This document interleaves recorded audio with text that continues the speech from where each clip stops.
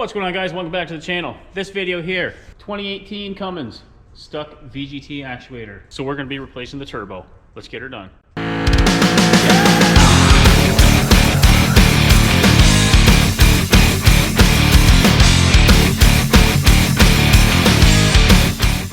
So first start off with some symptoms this truck's having.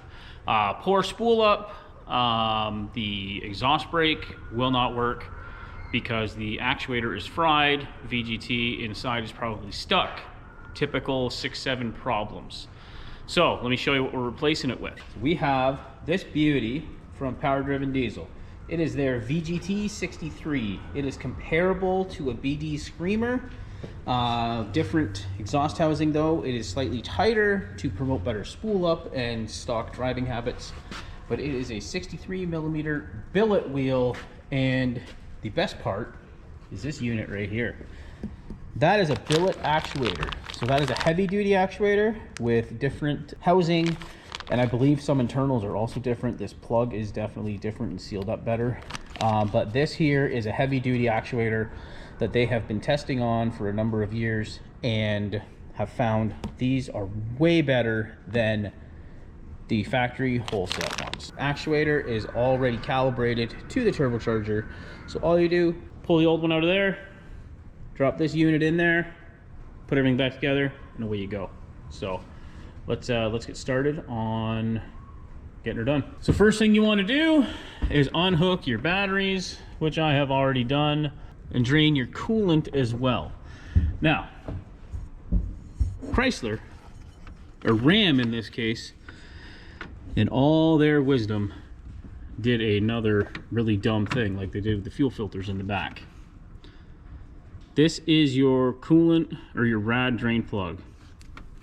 This is the easiest way I have found to get it. A 3/8 ratchet with the handle cut off, or you get a stubby ratchet, and I believe a 3/8 Allen. So that goes right in there, and you can unscrew it. But before you can even get at it, you have to remove, you gotta move the power steering fluid reservoir over. So there's a 13mm bolt right here. Undo that, and that'll slide over like so. So then you can get your arm down in there and get at the plug or the drain. So I got that all drained out. I'm just gonna tighten up the plug, drain. Now, just put this back over like so. There's a little tab down there that'll locate that, and your 13mm can go back in. So in order to get the turbo out, the intake box, intake hose, this battery tray, also the coolant reservoir has to get out of there. So let's get all that done, and then we'll go from there.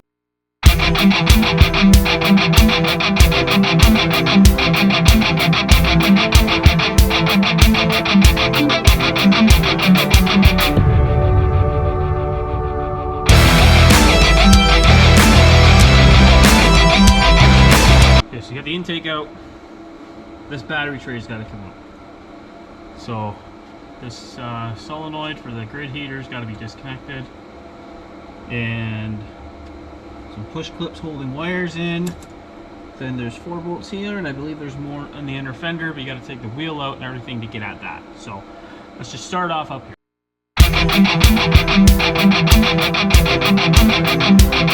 Alright, so I just sprayed the lines down and the nuts on the manifold, so they'll hopefully come out decent.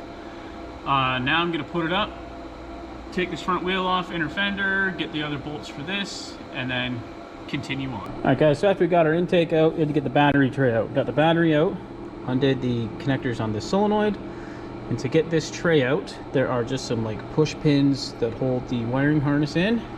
Then there are 1, 2, 3, 4 13mm bolts up top. Take the inner fender out, and then there are another 1 and 2 bolts there. Then this tray lifts up, and you got to kind of shimmy it out. Then once that is out, you have to take this little guy out. To get that out, there are this one, they have to loosen off, and then take this nut off of this stud and that nut off of that stud. And then that tray, or not the tray, sorry, the degas bottle or coolant reservoir is undone. From there, to get the hoses out, one is on here, one is on here, and the other one is on there, on the rad. So this one's on the EGR cooler, this one here snakes up to the rad, and then it's got the big one and the sensor on the bottom. And then this just shimmies out of there as well. So then, once you have that done, you need to take your charge pipe off, your feed lines, so drain, or sorry, not drain, so oil feed and coolant feed, and you have to also undo the coolant return from the block. So to undo the charge pipe, one clamp right there comes off. To undo the oil feed line, there is a 21 mil nut right here, and this one here is the coolant line that goes to the top of the charger. It is also a 21 millimeter bolt.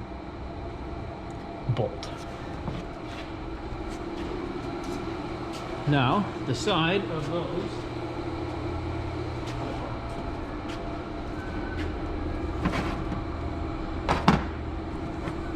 now this end at the turbo is 22 millimeters, and that is a banjo fitting.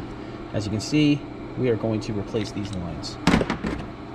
This turbo feed line also is getting replaced, and it is a 19 millimeter, I believe, at that end. And then this is the drain line, or the coolant line on the bottom that goes to the block. As you can see, it is also going to be getting replaced. So this one's on the bottom of the turbo, and this end goes to the block. One that goes into the block is located right there. If you can see that or not, but it is right there, a fitting just behind the green oil pressure sensor. So after you got that done, you can unplug your sensors. So this one here is the turbo speed sensor. Here, this one is for the VGT actuator itself. It gets unplugged. Then you have to take clamps off the side of the turbo that hold the harness to it. Then you gotta drop your exhaust. So this here elbow with this NOx sensor in it sits here like so with a clamp on that end, and then this end goes to the back of the turbocharger with this other clamp. You will want to undo both of these clamps, leave the front one here, so this one still attached to the turbocharger, but knock this back one off. Then you're gonna wanna go underneath of the truck. So as you can see right here, it's got a set of come-alongs. Can't really see. So just a set of come-alongs going from the back axle up to this exhaust mount here, and then just ratchet it back. It'll only go a couple of inches, but that is all you need. The exhaust is only going to go back a couple of inches, but that's more than enough to get the pipe out. So after you have that exhaust elbow up and out of the way, then we can start undoing the turbocharger itself. Now there are 4 bolts, or 4 studs actually, with nuts. One here, one there, and then this one here comes down from the top. And then under the turbo, there are 2 bolts for the oil drain that you have to get out. To make it a lot easier, the manufacturer says that this engine mount has to come out. It does not have to come all the way out. It merely has to have 3 of the 4 bolts taken out of the block, and then loosen the one off in the bottom right corner, back it out about halfway, and then put a bottle jack under the lip of the oil pan. These ones have a reinforced oil pan, so there's like a bar that runs along the lip of them, and you're not going to mash the lip of the pan at all. So put a bottle jack under there. Once you have these 4 bolts out, or these 3 bolts and the 4th one loosened off, jack the engine up probably like an inch, and what that does is puts the engine up, and then this engine mount will start to kink downward and pivot on that bolt down at the corner. And that will allow you plenty of access to get these two bolts with a 10mm deep 1/4 inch socket and ratchet. These bolts are 15 mil. I got those with a 15 mil just regular box end wrench. And then this top one here you can get with a ratchet. The bottom one you have to get with a wrench. So these two here, you want to heat them up with a little bit of MAP gas or propane torch. You don't really need to use oxyacetylene, and then you can get a normal wrench on there and just pop those off. Same with this one. The one at the back here, same thing, only you have to go in from like the side of the turbocharger and get it that way. Once that is all undone, your exhaust elbow's off, your drain's undone, your feed lines are undone, your coolant lines are all undone. Then you can start wiggling that turbo, and eventually it'll wiggle its way down because there's going to be soot and crap in here that's going to hang it up a bit. And then eventually it'll wiggle its way down, pop down, and you have to kind of angle it up over the shock tower in between this coolant line, or not coolant, AC line, and it'll come out this way. And then here we have it on the bench. There are a couple of things you have to transfer over, like the speed sensor. It's just an 8mm wrench, and you pop it out with a flat screwdriver, clean it up, and swap it into the new charger. Also, this turbo oil feed fitting. You have to take it out of the old one, put it in the new one. And then other than that, this one here, junk. There is a core on the actuator only, so I will have to separate this core actuator and send it back to power driven, and I'll get my core back. I still have to clean up the flange for the manifold, and then yeah, we can start putting her together. Oh, and you also will have to install these studs. They come in the bag. So does this gasket, and so does a new turbo drain gasket, 4 new nuts, 4 new washers, and a new O-ring for the speed sensor. Alright guys, so we got our turbo in. Got the bottom coolant line installed right there. You can see the banjo bolt, everything.